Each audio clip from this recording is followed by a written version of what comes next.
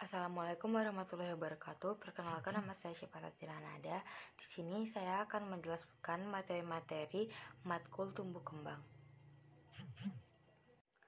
Yang pertama saya akan menjelaskan materi tentang pertumbuhan dan perkembangan. Jadi pertumbuhan ini tuh bisa dikatakan kayak perubahan jasmani, lebih ke aspek fisiknya. Lalu bisa diukur seperti lingkar kepala, tinggi badan, berat badan. Lalu ada perubahan lebih cepat itu terjadi pada usia di bawah 2 tahun yang dikenal sebagai vertical period, dan lebih lambat ketika usia di atas 2 tahun hingga 10-12 tahun. Lalu akan lebih cepat lagi pada usia 10-12 tahun hingga 20-21 tahun, karena itu lalu ada teori maturasi. Jadi maturasinya adalah proses di mana organisme bertumbuh biasanya dikatakan matur pada usia 25-30 tahun. Setelah 30 tahun maka fungsi metabolisme tubuh kita ini akan menurun. Pada maturase terjadi proses perubahan fisik sehingga organ dan sistem tubuh mencapai fungsi dan bentuk seperti orang dewasa. Lalu pengertian perkembangan itu yaitu perubahannya lebih ke pikiran, perilaku, kematangan, tapi yang sulit diukur. Lalu ada faktor-faktor mempengaruhi pertumbuhan dan pengembangan, yaitu ada genetis, maturase, budaya, lingkungan, dan lain-lain. Lalu ada perkembangan respirasi. Jadi ada periode motorik. Nah, pada fase embrional yaitu minggu ke-4 sampai ke-7 kehamilan, merupakan fase pembentukan saluran napas utama kayak faring, laring, trakea, bronkus, dan pleura. Lalu ada periode fetal, fase pseudoglandular, yaitu pada minggu ke-5 sampai 17 kehamilan, merupakan fase pembentukan bronkus. Terjadi pembelahan yang membentuk 15 hingga 20 saluran udara. Lalu ada fase kanalikular, yaitu minggu ke-16 sampai 26, merupakan fase pembentukan saluran udara paling distal yang mengarah ke penyelesaian mortogenesis percabangan. Lalu ada fase sakular atau fase terminal shock, yaitu minggu ke-24 sampai 28 kehamilan, merupakan fase perluasan rongga udara. Selanjutnya ada periode postnatal. Di sini tuh ada fase alveolarisasi atau fase 1, minggu ke-36 setelah lahir, merupakan fase pembentukan septa sekunder, mengakibatkan pembentukan alveoli. Lalu ada fase alveolarasasi lanjutan, yaitu fase yang kedua, itu pada 3 tahun sampai 20 tahun setelah lahir. Umur 3 tahun sampai 20 tahun, mengandung jaringan kapilar dewasa berlapis tunggal. Lalu ada fase mikrovaskular maturasi, yaitu ketika umur 4 sampai 21 tahun. Ini tuh relatif, merupakan fase remodeling dan pematangan septa intraveolar. Jadi tuh nggak pasti itu loh, relatif, nggak harus, nggak tetap. Selanjutnya ada materi perkembangan sistem saraf. Jadi terbentuknya sel saraf manusia bermulai dari masa embrio. Ada 3 lapis embrio, yaitu endoderm, lapisan paling luar, mesoderm, lapisan paling tengah. Maksudnya endoderm itu lapisan paling dalam. Terus ada mesoderm lapisan paling tengah dan ektoderm lapisan paling luar. Adapun perkembangan sistem saraf dimulai sejak usia 3-4 minggu. Itu tuh pada fase terbentuknya saraf. Lalu 5-10 minggu itu proses sepalon. Lalu 8-18 minggu tuh ada fase seproliferasi. Lalu di atas 25 minggu itu ada fase pembentukan glia, arborisasi, sinaptogenesis, dan apoptogenesis. Lalu ada di atas 40 minggu itu adalah fase eliminasi. Lalu ada fase neuralisasi. Pada ektoderm, lapisan paling luar sel saraf tadi, cikal bakal sel saraf terbentuk pipi atau disebut lempeng saraf yang terbentuk pada hari ke-20 pertumbuhan dan perkembangan embrio. Pada minggu ke-4, bagian anterior tabung saraf berkembang menjadi cerebrum dengan bagian otak seperti bagian otak depan, forebrain, ada otak tengah, midbrain, dan otak belakang, hindbrain. Pada minggu ke-6 perkembangan SSP membentuk 7 bagian utama, yaitu cerebrum, diencekalan, midbrain, cerebellum, PON, dan medula oblongata. Selanjutnya ada proliferasi. Proliferasi ini terjadi pada minggu ke-11. Pada bulan ke-3 sampai ke-5 kehamilan, di zona vertikal dan subvertikal terjadi proliferasi dengan pembelahan sel sistem. Lalu ada fase migrasi neuronal akan membentuk korteks dan struktur nukleus profundus. Lalu ada fase organisasi. Periode organisasi ini mencapai puncaknya pada bulan ke-5 kehamilan hingga beberapa tahun setelah lahir. Lalu selanjutnya ada motor development. Motor development ini dipengaruhi oleh beberapa faktor, yaitu ada faktor biologis dan lingkungan, ada faktor kebutuhan, lalu ada faktor perubahan perilaku gerak. Selanjutnya ada materi tentang motor control, motor learning, postur, dan balance. Yang pertama, langsung saja kita bahas tentang motor control, yaitu kemampuan mengatur dan mengarahkan mekanisme yang penting dalam gerakan. Faktor yang mempengaruhi gerak itu ada faktor individual, faktor penugasan, dan faktor lingkungan. Lalu ada fase motor control. Ada 4 fase motor control, yaitu mobility, stability, on stability, dan skill. Selanjutnya ada motor learning. Jadi motor learning itu adalah suatu proses mendapatkan perubahan motor skill melalui latihan dan pengalaman. Fase motor learning ini, ciri-ciri fase motor learning itu kognitif, asosiatif, automatik. Jadi ini tuh lebih ke perubahan motor skill. Selanjutnya ada postur dan balance. Jadi ada proses postural control, yaitu kemampuan mempertahankan posisi interaksi antara muskuloskeletal dan neurosistem, lalu ke postural control. Lalu terjadilah postural control. Selanjutnya ada materi tentang pengaruh internal dan eksternal pada pertumbuhan dan perkembangan. Faktor internalnya itu ada gen, hormon, ras, umur, jenis kelamin. Kalau faktor eksternalnya itu gizi, penyakit, infeksi, pekerjaan, sanitasi lingkungan, perasaan manusia, stimulasi, kondisi sosial, ekonomi. Selanjutnya ada perkembangan prakelahiran. Yang pertama tuh ada masa germinal.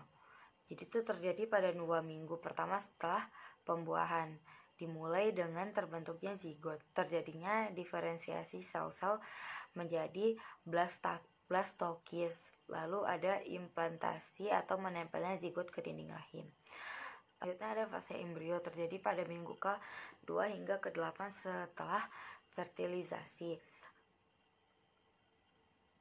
Kecepatan diferensiasi sel meningkat, lalu sistem pendukung kehidupan terbentuk, yaitu aminom, tali pusar, dan plasenta atau ari-ari.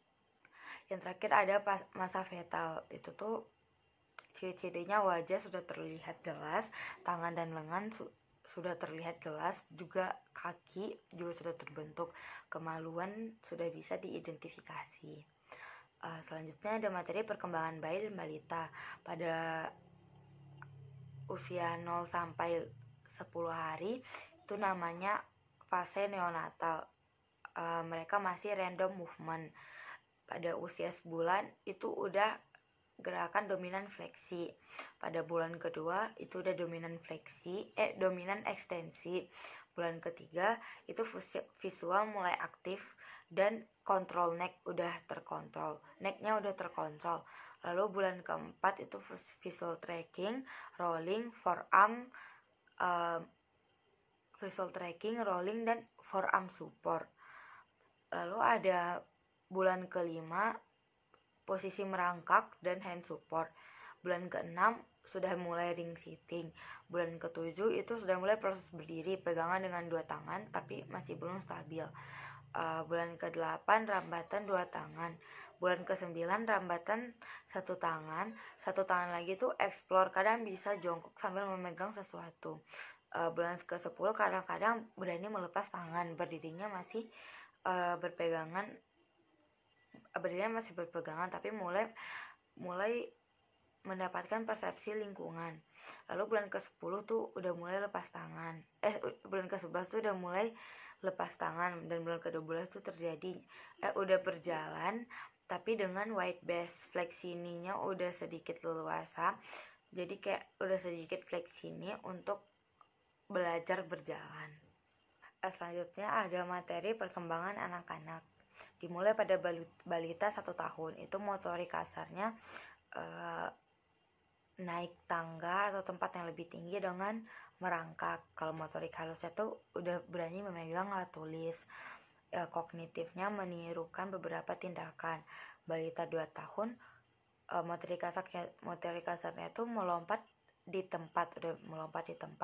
Motorik halusnya merobek kertas. Kognitifnya memahami dan merespon kata-kata. Balita 3 tahun ada motorik kasarnya itu ada berjalan sambil berjinjit. Motorik halusnya melipat kertas meskipun belum rapi. Kognitifnya menangkapi perintah sederhana dari orang tua. Selanjutnya pada umur 4 tahun motorik kasarnya itu meniti di atas papan yang cukup lebar. Motorik halusnya itu menuang air, pasir, dan biji-bijian. Kognitifnya itu belajar dengan mengamati. Pada umur 5 tahun motorik kasarnya melakukan gerakan antisipasi. Motorik halusnya menjiplak bentuk. Kognitifnya sudah bisa berhitung 1 sampai 5. Lalu ada masa prasekolah 6 sampai 7 tahun. Pada masa ini pertumbuhan berlangsung dengan stabil. Terjadi perkembangan dan aktivitas jasmani yang bertambah dan meningkatnya keterampilan dalam proses berpikir. Selanjutnya ada materi perkembangan remaja. Perkembangan kognitif pada perkembangan remaja itu sudah mencapai tahap puncak, suatu kapasitas untuk berpikir abstrak, di mana penalaran remaja lebih mirip dengan cara ilmuwan, yaitu kayak seperti ilmuwan di labor. Rasa ingin tahunya tinggi.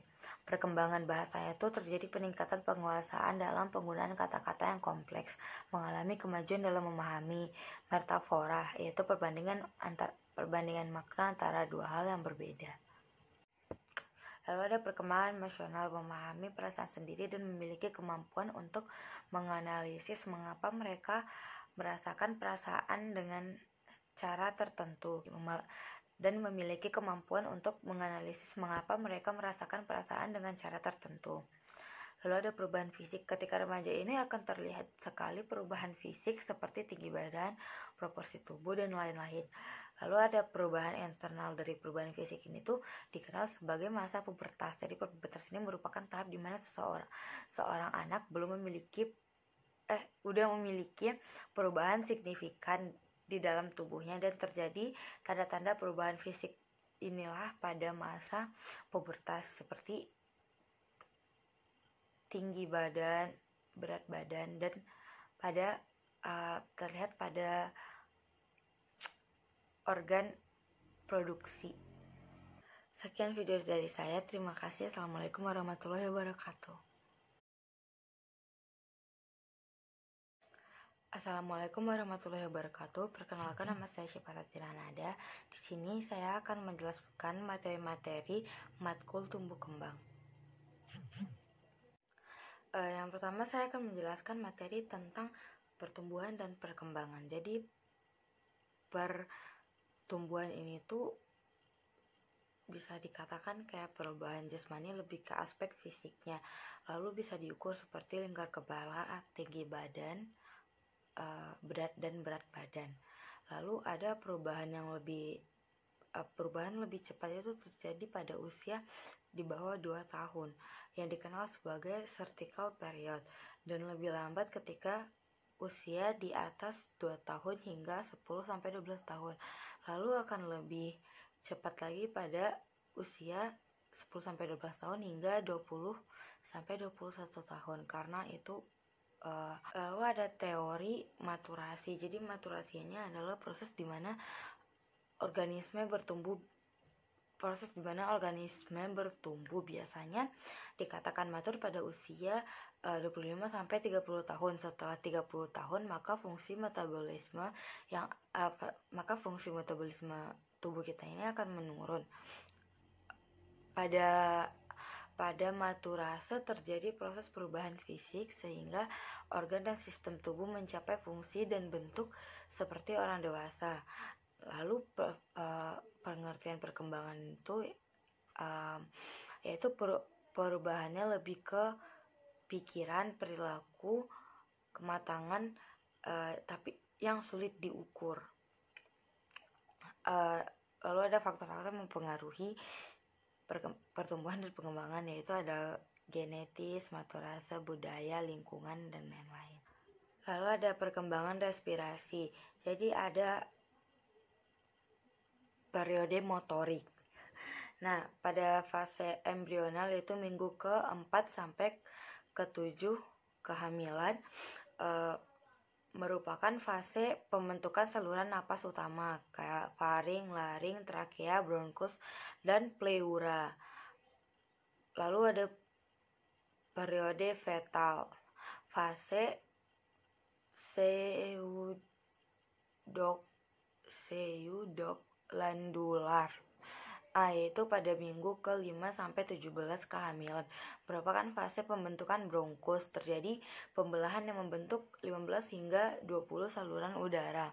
Lalu ada fase kanalikular, yaitu minggu ke-16 sampai 26, merupakan fase pembentukan saluran udara paling distal yang mengarah ke penyelesaian mortogenesis percabangan. Lalu ada fase sakular atau fase terminal shock, yaitu minggu ke-24 sampai 28 kehamilan, merupakan fase perluasan rongga udara. Selanjutnya ada periode postnatal. Di sini tuh ada fase alveolarisasi atau fase 1, minggu ke-36 setelah lahir, merupakan fase pembentukan septa sekunder, mengakibatkan pembentukan alveoli. Lalu ada fase alveolarisasi lanjutan, yaitu fase yang kedua, itu pada 3 tahun sampai 20 tahun setelah lahir. Umur 3 tahun sampai 20 tahun, mengandung jaringan kapilar dewasa berlapis tunggal.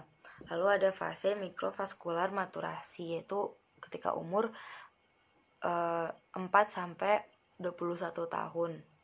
Ini tuh relatif, merupakan fase remodeling dan pematangan septa intraveolar. Jadi tuh nggak pasti itu loh, relatif, nggak harus, nggak tetap. Selanjutnya ada materi perkembangan sistem saraf. Jadi terbentuknya sel saraf manusia bermulai dari masa embrio. Ada 3 lapis embrio, yaitu endoderm, lapisan paling luar, mesoderm, lapisan paling tengah. Maksudnya endoderm itu lapisan paling dalam, terus ada mesoderm lapisan paling tengah, dan ektoderm lapisan paling luar. Adapun perkembangan sistem saraf dimulai sejak usia 3-4 minggu. Itu tuh pada fase terbentuknya saraf. Lalu 5-10 minggu itu proses sepalon. Lalu 8-18 minggu tuh ada fase seproliferasi. Lalu di atas 25 minggu itu ada fase pembentukan glia, arborisasi, sinaptogenesis, dan apoptogenesis. Lalu ada di atas 40 minggu itu adalah fase eliminasi. Lalu ada fase neuralisasi. Pada ektoderm, lapisan paling luar sel saraf tadi, cikal bakal sel saraf terbentuk pipih atau disebut lempeng saraf yang terbentuk pada hari ke-20 pertumbuhan dan perkembangan embrio. Pada minggu keempat, bagian anterior tabung saraf berkembang menjadi cerebrum dengan bagian otak seperti bagian otak depan, forebrain, ada otak tengah, midbrain, dan otak belakang, hindbrain. Pada minggu ke-6 perkembangan SSP membentuk 7 bagian utama, yaitu cerebrum, diencekalan, midbrain, cerebellum, PON, dan medulla oblongata. Selanjutnya ada proliferasi. Proliferasi ini terjadi pada minggu ke-11. Pada bulan ke-3 sampai ke-5 kehamilan, di zona vertikal dan subvertikal terjadi proliferasi dengan pembelahan sel sistem. Lalu ada fase migrasi. Migrasi neuronal akan membentuk korteks dan struktur nukleus profundus. Lalu ada fase organisasi. Periode organisasi ini mencapai puncaknya pada bulan ke-5 kehamilan hingga beberapa tahun setelah lahir. Lalu selanjutnya ada motor development. Motor development ini dipengaruhi oleh beberapa faktor, yaitu ada faktor biologis dan lingkungan, ada faktor kebutuhan, lalu ada faktor perubahan perilaku gerak. Selanjutnya ada materi tentang motor control, motor learning, postur, dan balance. Yang pertama, langsung saja kita bahas tentang motor control, yaitu kemampuan mengatur dan mengarahkan mekanisme yang penting dalam gerakan. Faktor yang mempengaruhi gerak itu ada faktor individual, faktor penugasan, dan faktor lingkungan. Lalu ada fase motor control. Ada 4 fase motor control, yaitu mobility, stability, mobility on stability, dan skill. Selanjutnya ada motor learning. Jadi motor learning itu adalah suatu proses mendapatkan perubahan motor skill melalui latihan dan pengalaman.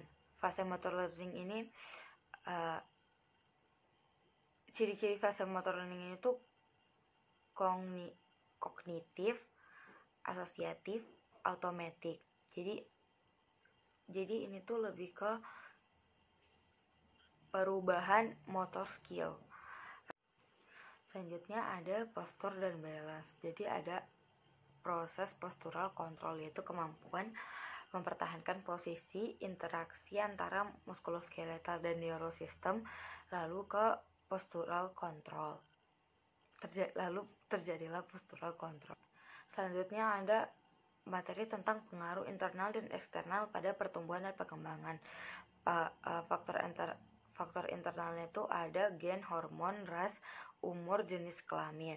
Kalau faktor eksternalnya itu gizi, penyakit, infeksi, pekerjaan, sanitasi lingkungan, perasaan manusia, stimulasi, kondisi sosial, ekonomi. Selanjutnya ada perkembangan prakelahiran. Yang pertama tuh ada masa germinal. Jadi itu terjadi pada 2 minggu pertama setelah pembuahan. Dimulai dengan terbentuknya zigot, terjadinya diferensiasi sel-sel menjadi blastokis, lalu ada implantasi atau menempelnya zigot ke dinding rahim. Selanjutnya ada fase embrio, terjadi pada minggu ke-2 hingga ke-8 setelah fertilisasi.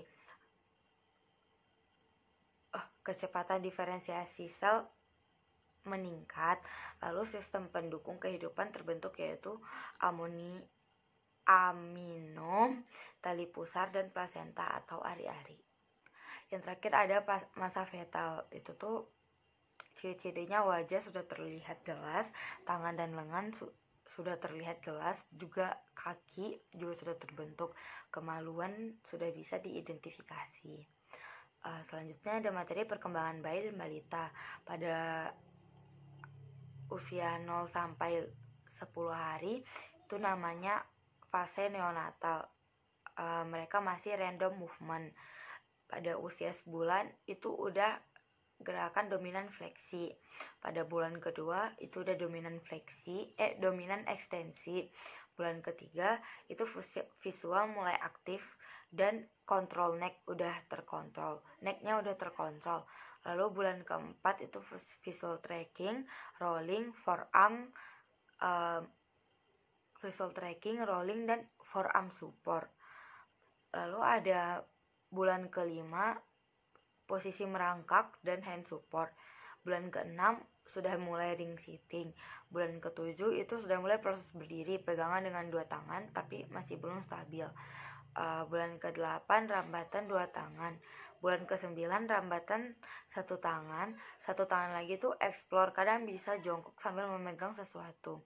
Bulan ke-10 kadang-kadang berani melepas tangan, berdirinya masih berpegangan tapi mulai mendapatkan persepsi lingkungan. Lalu bulan ke-10 tuh udah mulai lepas tangan. Bulan ke-11 tuh udah mulai lepas tangan, dan bulan ke-12 tuh udah berjalan tapi dengan wide base. Fleksininya udah sedikit leluasa. Jadi kayak udah sedikit fleksini untuk belajar berjalan. Selanjutnya ada materi perkembangan anak-anak. Dimulai pada balita 1 tahun. Itu motorik kasarnya naik tangga atau tempat yang lebih tinggi dengan merangkak. Kalau motorik halusnya tuh udah berani memegang alat tulis. Kognitifnya menirukan beberapa tindakan. Balita 2 tahun motorik kasarnya tuh melompat di tempat. Motorik halusnya merobek kertas. Kognitifnya memahami dan merespon kata-kata. Balita 3 tahun motorik kasarnya itu ada berjalan sambil berjinjit. Motorik halusnya melipat kertas meskipun belum rapi. Kognitifnya menangkapi perintah sederhana dari orang tua. Selanjutnya pada umur 4 tahun motorik kasarnya itu meniti di atas papan yang cukup lebar. Motorik halusnya itu menuang air, pasir, dan biji-bijian. Kognitifnya itu belajar dengan mengamati. Pada umur 5 tahun motorik kasarnya melakukan gerakan antisipasi. Motorik halusnya menjiplak bentuk. Kognitifnya sudah bisa berhitung 1 sampai 5. Lalu ada masa prasekolah 6 sampai 7 tahun. Pada masa ini pertumbuhan berlangsung dengan stabil. Terjadi perkembangan dan aktivitas jasmani yang bertambah dan meningkatnya keterampilan dalam proses berpikir.